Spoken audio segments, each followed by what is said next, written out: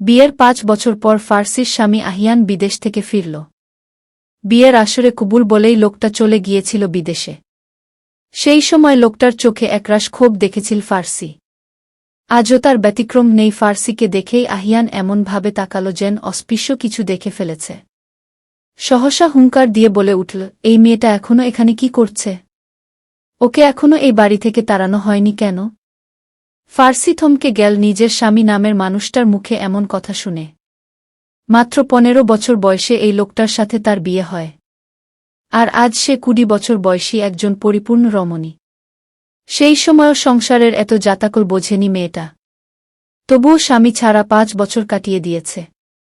আজ যখন শুনেছিল তার স্বামী দেশে ফিরবে তখনও তার মনে নতুন আশার সঞ্চার হয়েছিল। কিন্তু সেই সব আশা যেন মুহূর্তে তাসের ঘরের মতো ভেঙে পড়ল। এদিকে আহিয়ানের চিৎকার শুনে ছুটে এলেন তার মা আশা খাতুন। তিনি এসেই গম্ভীর স্বরে বলেন, বিদেশ থেকে ফিরেই এমন ষাঁড়ের মতো চেঁচাচ্ছ কেন? এটা একটা ভদ্রলোকের বাড়ি। সে খেয়াল কি আছে? আহিয়ান ফার্সির দিকে ইশারা করে বলল, এই মেয়েটা এখনো এখানে কি করছে মম? তোমাদের তো আমি এটাই শর্ত দিয়েছিলাম যে এই মেয়েকে না তাড়ানো পর্যন্ত আমি বাড়িতে ফিরব না। তাহলে কেন আমাকে মিথ্যা বলে দেশে আনলে? আশা খাতুন ফার্সির দিকে এক পলক তাকিয়ে চোখ সরিয়ে নিয়ে বললেন, তাড়িয়ে দাও বললেই কি তাড়ানো যায় নাকি?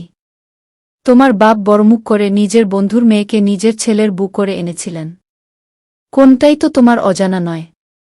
ফার্সির আব্বুর সাথে তোমার আব্বুর সেই ছোটবেলার বন্ধুত্ব। ফার্সির যখন ৫ বছর বয়স তখন বেচারির মা মারা যায়। এরপর ফার্সির বাবাও মেয়ের মুখের দিকে তাকিয়ে আর দ্বিতীয় বিয়ে করেননি। কিন্তু ভাগ্য সহায় হল না, ফার্সির বাবা ব্লাড ক্যান্সার ধরা পড়ল।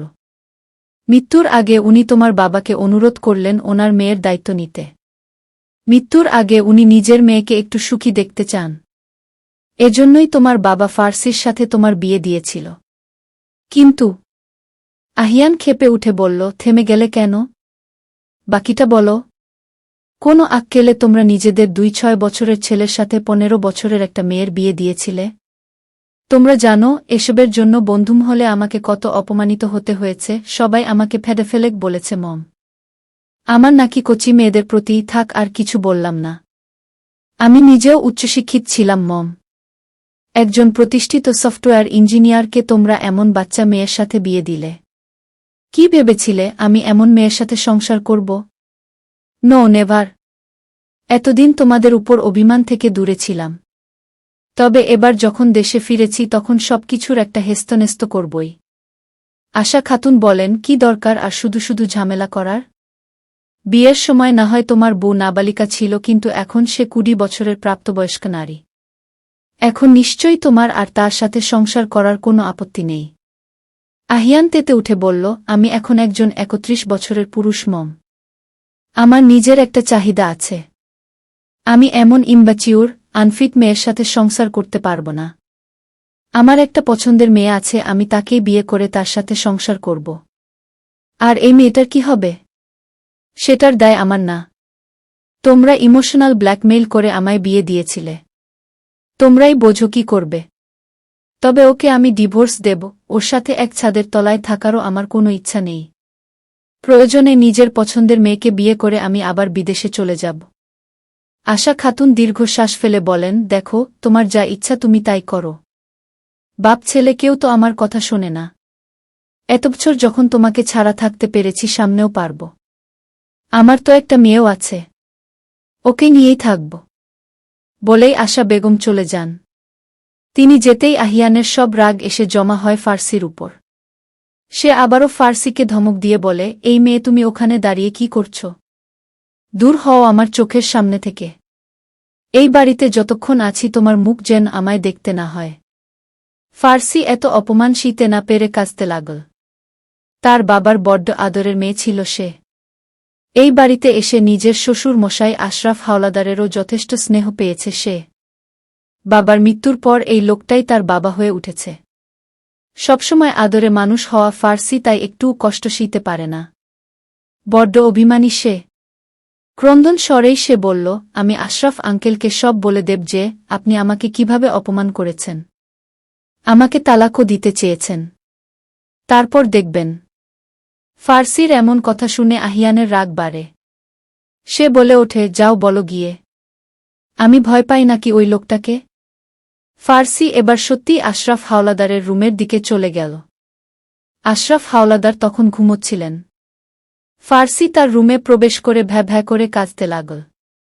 কান্নার আওয়াজ শুনে আশরাফ হাওলাদারের ঘুম ভেঙে গেল। তিনি ধরপড় করে উঠে বসে বললেন, কি হয়েছে, কি হয়েছে? ফার্সি নাক টেনে বলতে লাগল, তোমার ছেলে আমায় অনেক অপমান করেছে, বলেছে আমায় তালাক দেবে। তুমি আজ এর একটা বিহিত করো আঙ্কেল। এসব দিন দেখার জন্য কি আমি এই বাড়িতে পড়ে আছি? ফার্সির কথা শুনে ভীষণ ক্ষেপে গেলেন আশরাফ হাওলাদার। উঠে বসে বললেন, ওর এত বড় স্পর্ধা হয় কোত্থেকে? এই 5 বছর আমেরিকায় গিয়ে গায়ে হাওয়া লাগিয়ে ঘুরেছে, নিজের স্ত্রীর প্রতি সব দায়িত্ব অবহেলা করে পার পেয়ে গেছে জন্য কি ভেবেছে এখনও নিজের মনমানি করবে? আশরাফ হাওলাদার বেঁচে থাকতে সেটা হবে না। একবার যখন দেশে ফিরেছে তখন তোমার সাথেই ওকে সংসার করতে হবে। আশরাফ হাওলাদারের কথার মাঝেই সেখানে উপস্থিত হলেন আশা খাতুন। তিনি এসেই বললেন, এভাবে জোর করে কি সংসার হয় আহিয়ানের বাবা? তুমি মানুষটা এমন কেন? আমার কথা তো কখনো শোনোনি, আর না নিজের ছেলের কথা শুনেছ। সবসময় নিজের ইচ্ছাটা আমাদের উপর চাপিয়ে দিয়েছে। এবার অন্তত ক্ষান্ত হও। ছেলেটা আমার কত বছর পর দেশে ফিরেছে। তুমি কি চাও তোমার জন্য ও আবার বিদেশে ফিরে যাক? আশরাফ হাওলাদার তেতে উঠে বলেন, ওর বিদেশে ফেরা আমি বের করছি। ঠ্যাং ভেঙে ফেলে রাখব। তারপর বুঝবে মজা। এই ফার্সি আমার সাথে আয়তো, আগে ওর মজা দেখাচ্ছি। বলেই আশরাফ হাওলাদার উঠে আগে আগে যেতে থাকেন। ফার্সি যেতে নিতেই আশা খাতুন তার হাত ধরে আটকে বলে, তুমি আর এখন ছোট নও ফার্সি, আগে না হয় ছোট ছিলে মানছি। এখন তো একটু বোধবুদ্ধি হয়েছে মাথায়। আহিয়ান তোমায় পছন্দ করে না, কখনো করবে এমন আশাও নেই। তুমি কেন শুধু শুধু জোরপূর্বক এই সম্পর্কটা টেনে নিয়ে যেতে চাইছ? ফার্সি নিজের হাত ছাড়িয়ে নিয়ে বলল, ও তো শত আমি বুঝি না আন্টি। আপনারা শহরের মানুষ, আপনাদের চিন্তাধারা অন্যরকম। কিন্তু আমরা গ্রামে মানুষ হয়েছি। ছোটবেলা থেকে দাদি চাচি সবাই শিখিয়েছে যে বিয়ে জীবনে একটাই হয়। বিয়ের পর স্বামীর সংসার করাই মেয়েদের ধর্ম, লাঠিঝাঁটা খেয়ে হয়েও সংসারে পড়ে থাকতে হবে। তাই তো দাঁত কামড়ে এতগুলো দিন এই বাড়িতে পড়ে আছি। আর সামনেও থাকব। আমি তোমাকে আগেও বুঝিয়েছি আর এখনও বোঝাচ্ছি, এভাবে অন্যের ভরসায় জীবন না কাটিয়ে নিজে আত্মনির্ভরশীল হবার চেষ্টা করো। নিজের ভরসায় বাকি জীবনটা কাটাও। এভাবে জীবন চলে না। নিজের আত্মসম্মানকে এভাবে নষ্ট করো না। ফার্সি বলে, মেয়ে মানুষের কিসের সম্মান আন্টি? আপনি নিজেকেই দেখুন না, আঙ্কেল কি কখনো আপনাকে নিজের স্ত্রী হিসেবে সম্মান দিয়েছে? না, দেয়নি। তবুও তো আপনাদের সংসার টিকে আছে। তাহলে আমারও থাকবে। আমার সাথে নিজের তুলনা করো না বোকা মেয়ে। আমি যেই ভুল করেছি তুমিও কি তাই করবে? আপনার তো তবু যাবার জায়গা ছিল। আপনার বাবার বাড়ি তো শুনেছি যথেষ্ট বড়লোক। কিন্তু আমার কি কোথাও যাবার জায়গা আছে? আশা খাতুন চুপ হয়ে যান। তিনি ফার্সিকে পর্যবেক্ষণ করেন ভালো করে। এই মেয়েটা আশরাফ হাওলাদারের সামনে সবসময় ছিচকাদুনে সেজে থাকে, নিজেকে বড্ড সরল দেখানোর চেষ্টা করে। কিন্তু আসলে মেয়েটা মোটেই এত সরল না। জীবনের জটিলতা সে বেশ ভালোই জানে। আর বেশ চালু। তাই তো কেমন অভিনয় করে বাপছেলের মধ্যে একটা লড়াই লাগিয়ে নিজের অবস্থান পোক্ত করতে চাইছে। আশা খাতুনের ভাবনার মাঝেই ফার্সি বলে উঠল, আপনার ছেলে যখন আমায় বিয়ে করেছে তখন আমার দায়িত্ব তাকে নিতেই হবে। আমি নিজের অধিকারে এক বিন্দু ছাড় দেব না। নিজে থেকে অধিকার না দিলে ছিনিয়ে নেব। তবুও আপনার ছেলের সংসার আমি করব না। জীবনে আত্মসম্মানের গুরুত্ব সবথেকে বেশি মা, যেমন তুমি কখনো নিজের আত্মসম্মানের সাথে আপোষ করনি, তেমন আমিও করব না। লস এঞ্জেলেসের ব্যস্ত সড়কে দাঁড়িয়ে ফোনে নিজের মাকে এসব কথা বলেই সান্ত্বনা দিচ্ছিল মধুরিমা। তার বাম হাতে তখনও ক্যামেরা ধরা। একজন প্রফেশনাল ফটোগ্রাফার সে। দেশ বিদেশে ঘুরে বেড়ায়। প্রকৃতির মাঝে আনন্দ খুঁজে নেয়। ভীষণ স্বাধীন জীবন তার। নিজের মেয়ের কথায় সন্তুষ্ট হন মালেকা বেগম। এককালে নিজের স্বামীর সংসারে অতিষ্ঠ হয়ে ডিভোর্স নিয়ে বেরিয়ে এসেছিলেন। একা বড় করেছেন মেয়েকে। যথেষ্ট স্বাধীনতাও দিয়েছেন। যাতে তার মেয়েকে তার মতো কষ্ট শীতে না হয়। আজ তার নিজের মেয়েকে নিয়ে গর্ব হয়। মেয়ে স্বাধীনতার অসৎ ব্যবহার করেনি, কখনো অশ্লীলতায় মেতে ওঠেনি। চালচলনে যথেষ্ট শালীন, সে উচ্চশিক্ষিত এবং আত্মসম্মানবোধসম্পন্ন। কথার মাঝেই মালেকা বেগম হঠাৎ বলে উঠলেন, আচ্ছা, তুই যে একটা ছেলের সাথে আমার দেখা করাবি বললি, তার কি হল? মধুরিমা লাজুক হেসে বলল, আহিয়ান দেশে ফিরেছে মা। আমিও আসছি আগামী সপ্তাহে। তারপর একসাথে বসে কথা বলা যাবে। তা ছেলেটা সব দিক দিয়ে ভালো তো? তোর সাথে মানিয়ে নিতে পারবে? অবশ্যই। তোমার নিজের মেয়ের উপর ভরসা নেই মা? বিগত 2 বছর ধরে আমি ও আহিয়ান একে অপরকে ডেট করছি। এতদিনের সম্পর্কে ও কখনো আমার হাত পর্যন্ত স্পর্শ করেনি, অথচ সবসময় আমার খেয়াল রেখেছে। ওর পরিবারের কোনো খোঁজখবর নিয়েছিস? তুই সেদিন বললি ও নাকি 5 বছর ধরে দেশে আসে না। ওর পরিবারের সাথে নাকি কি নিয়ে মনোমালিন্য চলছিল, সেজন্যই আর কি। আমাকে কখনো খোলামেলা বলেনি, আমিও চাপ দেইনি। সবার লাইফে তো একটা দুঃখ থাকে। সে তো বটেই, তবে আমি মা তো। মায়েদের চিন্তা সবসময় বেশি, বিশেষ করে আমার মতো সিঙ্গেল মায়েদের। তোর জন্য আমি নিজের জীবনের সব সুখ বাজি রেখেছি। আমি সবসময় এটাই আশা রাখি যে তুই কখনো আমার মুখ ডুবাবি না। নিজের মেয়ের উপর চোখ বন্ধ করে ভরসা রাখো মা। তোমার মেয়ে কখনো তোমার মুখ ডোবাবে না। আচ্ছা রাখো, আমি অ্যাপার্টমেন্টে ফিরে তোমার সাথে কথা বলছি। ঠিক আছে। মধুরিমা সামনের দিকে পথ চলতে লাগল। মায়ের সাথে কথা বললেই তার মনটা ফুরফুরে হয়ে যায়। এর মাঝেই তার মনে পড়ল আহিয়ানের কথা। আহিয়ান দেশে গেছে থেকে একবারও তার সাথে যোগাযোগ করেনি। শুধু এয়ারপোর্ট থেকে ল্যান্ড করে একটা ছোট্ট মেসেজ দিয়ে বলেছিল সে সাবধানে ল্যান্ড করেছে। মধুরিমার কেমন জানি চিন্তা হতে লাগল। সে ভাবল একবার কল করবে, কিন্তু তারপরই আহিয়ানের বলা কথা মনে করে থেমে গেল। আহিয়ান তাকে বারণ করেছে দেশে ফেরার পর তাকে কল দিতে। তার পরিবারে কিসব নাকি সমস্যা আছে। মধুরিমা অতসৎ কিছু জানে না। সে শুধু জানে আহিয়ান অনেক বুঝদার মানুষ। সে যা করেছে ভেবেচিন্তেই করেছে। তাই মধুরিমা আর বেশি কিছু না ভেবে সামনের দিকে পা বাড়ায়। একদিকে ফার্সির নিজের স্বামীর প্রতি অধিকারবোধ, অন্যদিকে মধুরিমার নিখাত ভালোবাসা। প্রেমের সম্রাঙ্গনে কি মুখোমুখি হবে এই দুই ভিন্ন সত্তা? আহিয়ান মুখোমুখি দাঁড়িয়েছে তার বাবা আশরাফ হাওয়ালদারের। তার মুখভঙ্গিমা কঠোর। আশরাফ হাওয়ালদার বলে উঠলেন, এসব কি শুনছি আহিয়ান?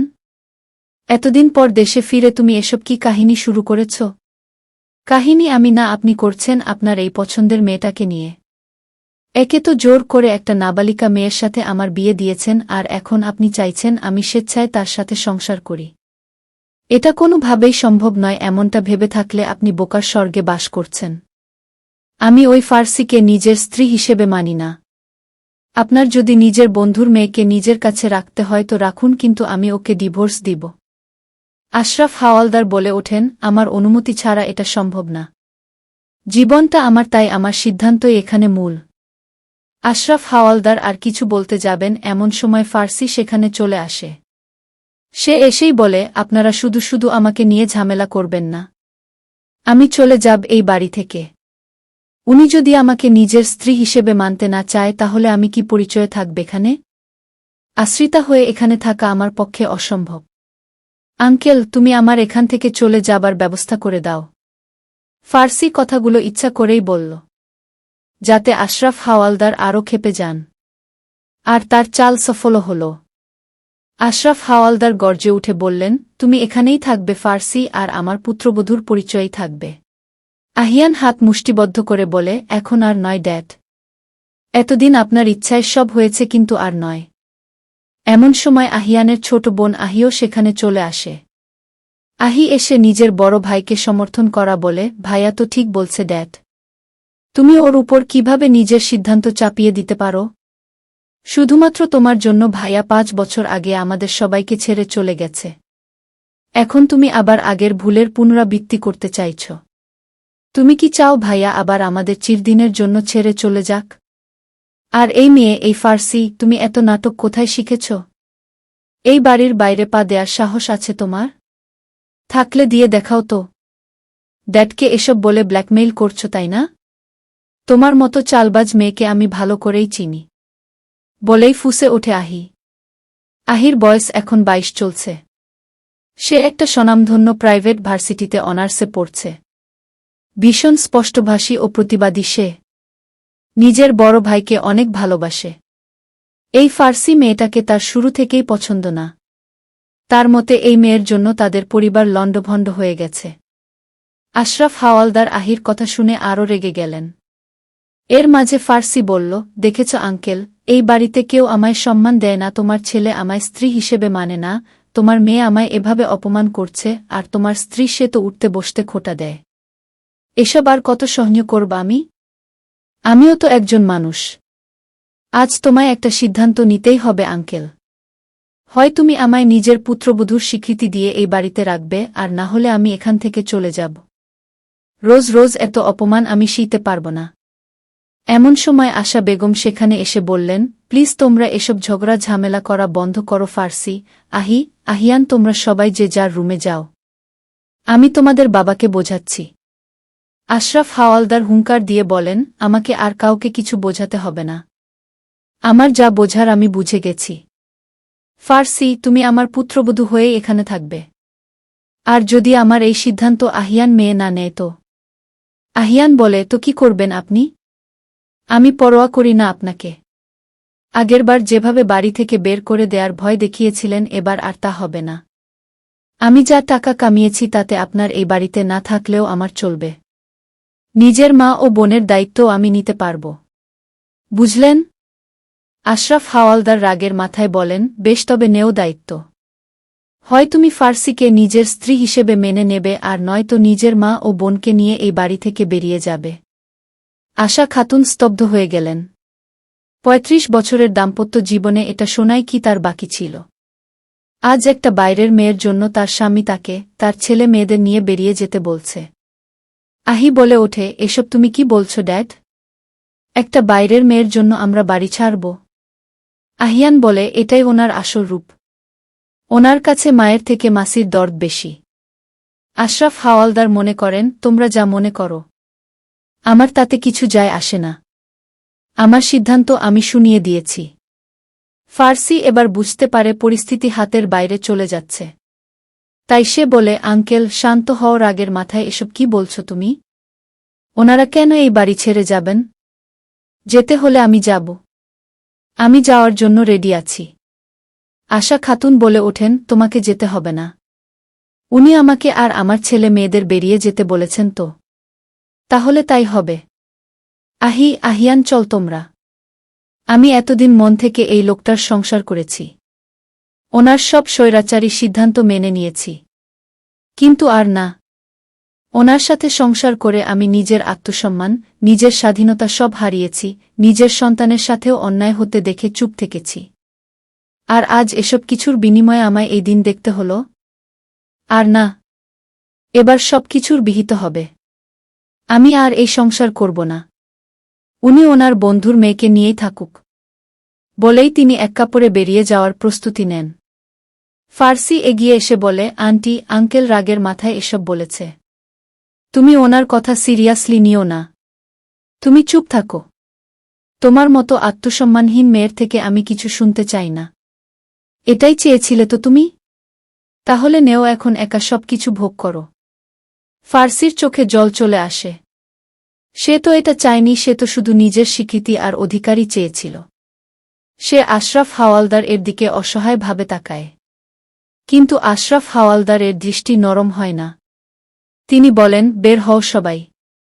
মধুরিমা দেশে ফেরার জন্য প্রস্তুতি নিচ্ছে। প্লেনের টিকিট কেটেই সে সেটার ছবি তুলে আহিয়ানের হোয়াটসঅ্যাপে পাঠিয়ে দেয়। অতঃপর মেসেজে বলে, খুব শীঘ্রই তোমার কাছে আসছি। এবার আমাদের এক হবার পালা। এবার দেশে ফিরেই তোমার আর আমার 2 হাত এক হবে।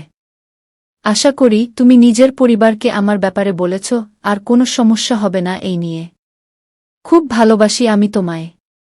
আমার মায়ের পর তুমিই আমার কাছে সবথেকে গুরুত্বপূর্ণ। Love you, take care. Meet you soon.